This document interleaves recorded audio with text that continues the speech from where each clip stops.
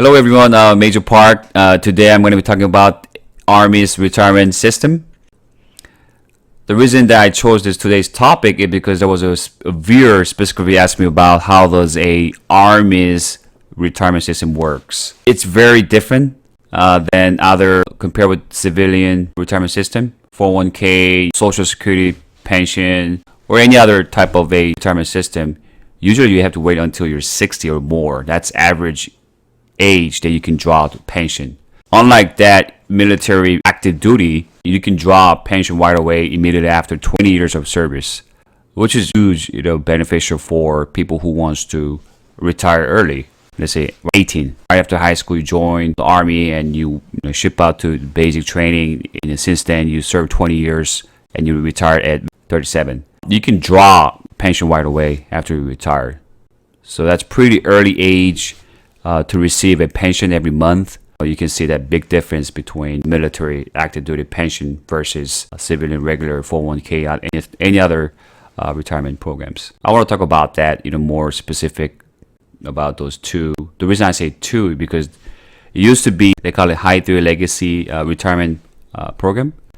But after 2018, December, that was like a deadline for any people who joined the service prior to 2018. The only option we had was High 3 Legacy plan. That was a option that we only had. But the last day for us to choose whether do you want to go with the BRS meaning Blended Retirement System. That is a new retirement system than the High 3 Legacy plan. We had two options to choose one of them. So any new service member after who joined 2018, basically they're opting to the BRS, the new retirement system. So start with the High 3 Legacy plan. It's very straightforward. The reason it's called High 3 is your last consecutive 36 months of your salary. Your last salary of 3 years is the one that you will be accounted for. You're going to put that number into the simple math here. Let's say Lieutenant Colonel John Doe retires today or tomorrow, who served 20 years. So 2.5% times 20 years times, let's say his last 36 months of consecutive salary was $9,530. That's the number I got from most recent pay chart. I'm just using that as an example. I'm putting that number into that formula. So it's going to come out to be $4,765. That's the monthly pension that he's going to receive every month. From next month, it's about $5,000. So that's pretty a significant amount after you retire. But once again, you have to serve 20 years of active duty to receive that. I'm not talking about, reserve retirement pension program. Today, I'm specifically talking about the active duty. And then you will receive that $4,765 Lieutenant Colonel John Doe. He's going to receive that until he's passed away. So, yeah, he will receive that until he's alive. So, but like I said, even if he passed away, a survivable family is going to receive that amount.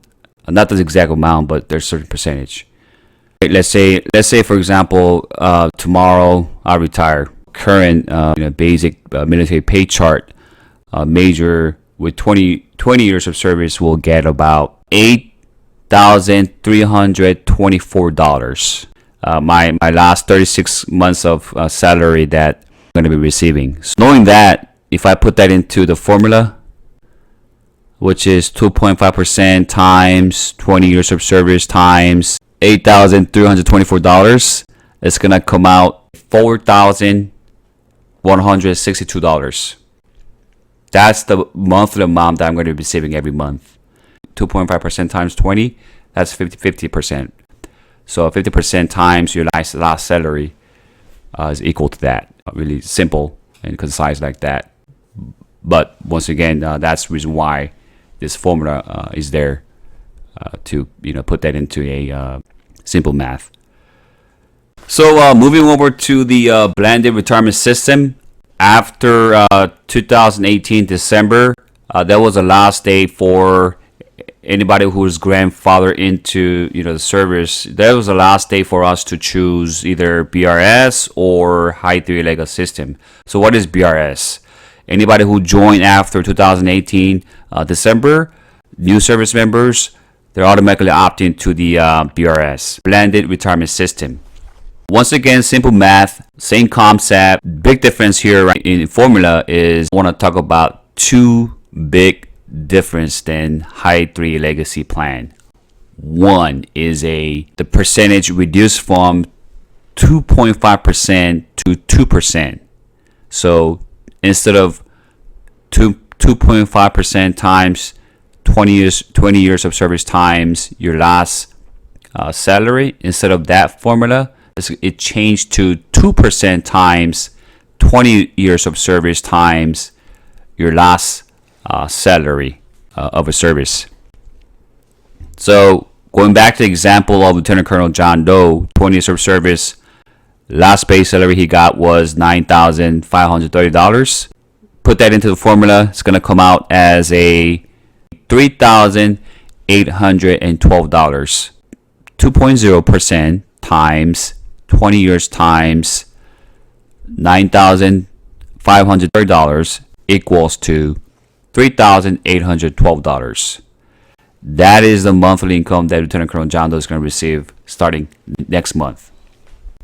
That's the compensation he's going to get at 20 years of service for this BRS system. Some people might think that is a big difference from $4,765 compared with $3,812.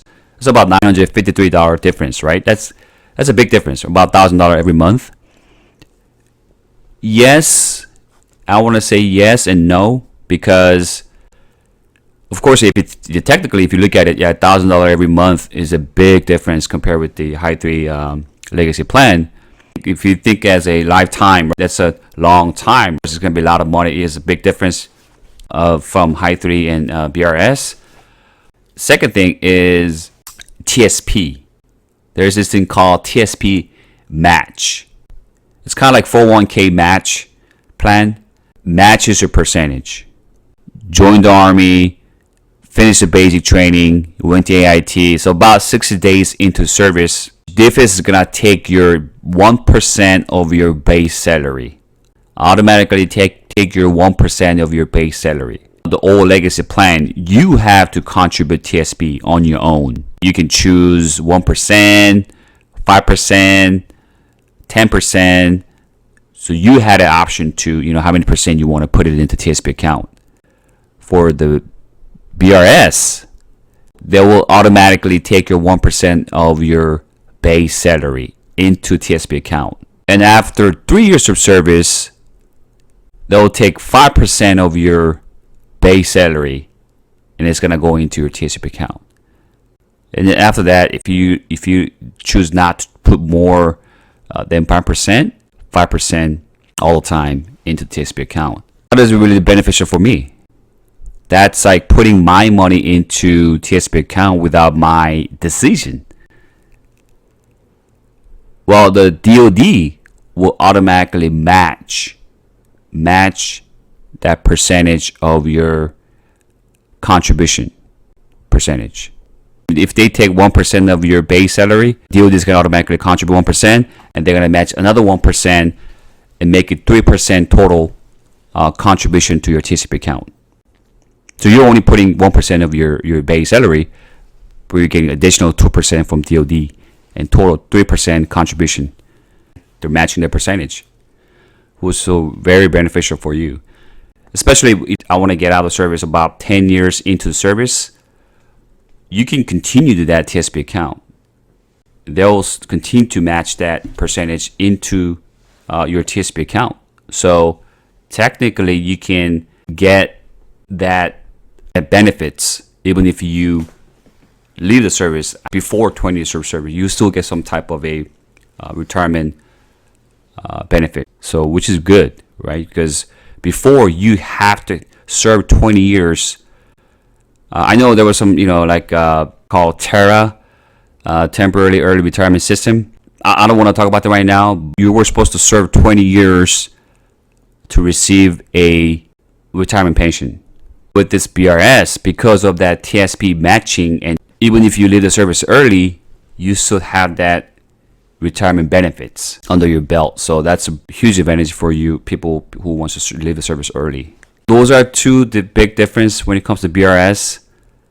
So BRS is how much you contribute into a TSP account will determine by how many percentage you contribute into the TSP accounts. You will get that regardless of your TSP investment. You will get that 2% times 20 years times your last salary. That's a given. You're gonna get that.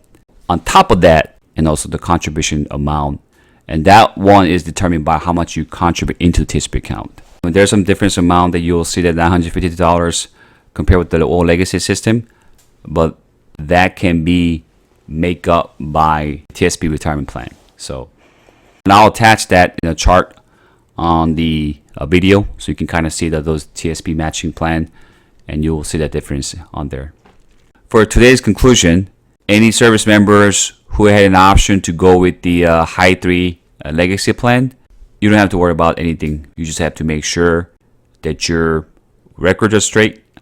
You make sure that you serve more than 20 years. When you submit your retirement packet, you will get the full your service times.